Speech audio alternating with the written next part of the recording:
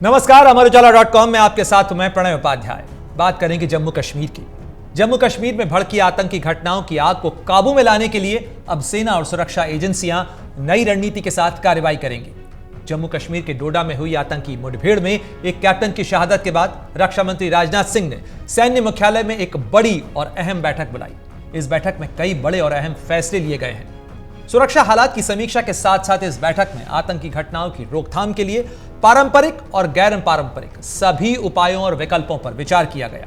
सूत्रों के मुताबिक रक्षा मंत्रालय के ऑपरेशन रूम में करीब 1.5 घंटे तक चली इस बैठक में रक्षा मंत्री राजनाथ सिंह, राष्ट्रीय सुरक्षा सलाहकार अजीत डोभाल, सीडीएस जनरल अनिल चौहान, सेना प्रमुख जनरल उपेंद्र द्विवेदी समेत तीनों सेनाओं के प्रमुख और कई आला अधिकारी मौजूद थे।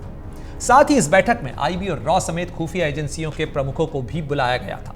सूत्रों के मुताबिक इस बैठक में जम्मू कश्मीर के सुरक्षा हालात पर 360 डिग्री समीक्षा की गई। बैठक में यह निर्देश भी दिए गए कि सेना और सुरक्षा बलों पर हमलों पर रोकथाम के साथ साथ जान की हानि को हर हाल में रोका जाना चाहिए।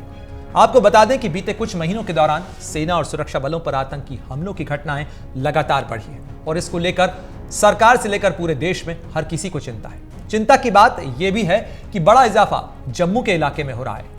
पाकिस्तानी सेना और आतंकी गुटों की गठजोड़ से अंजाम दी जा रही इन घटनाओं में सेना और सुरक्षा बलों को काफी नुकसान भी उठाना पड़ा है। स्वतंत्रता दिवस की पूर्व संध्या पर आतंकी मुठभेड़ के दौरान सेना की टुकड़ी की अगुवाई कर रहे कैप्टन दीपक सिंह शहीद हो गए।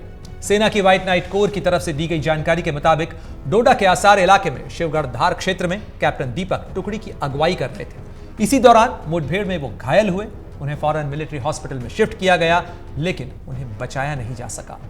हाल ही में 10 अगस्त को अनंतनाग में आतंकी हमले में भी सेना के 2 जवान और 1 नागरिक की मौत हुई थी। मई से लेकर अब तक आतंकी घटनाओं में 17 फौजी शहीद हो चुके हैं। वहीं 9 जून को रियासी में तीर्थयात्रियों की बस पर हुए आतंकी हमले के बाद अब तक 10 नागरिकों की जान भी जम्मू कश्मीर में जा चुकी है। आतंकी घटनाओं के इस बढ़े ग्राफ के पीछे एक बड़ी वजह सीमा पार से दाखिल हुई आतंकियों की टोलियां हैं।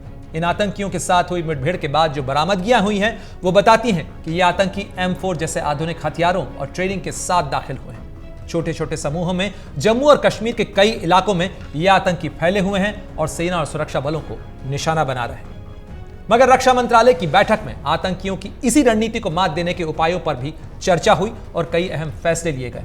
अब बदली हुई रणनीति के साथ सेना और सुरक्षा बल किस तरह आतंकियों का सफाया करते हैं, इस पर पूरे देश की नजरें लगी हुई हैं।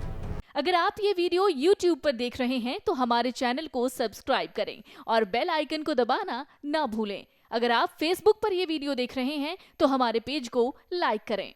अगर आप ये वीडियो YouTube पर देख रहे हैं तो हमारे चैनल को सब्सक्राइब करें और बेल आइकन को दबाना ना भूलें। अगर आप Facebook पर ये वीडियो देख रहे हैं तो हमारे पेज को लाइक करें।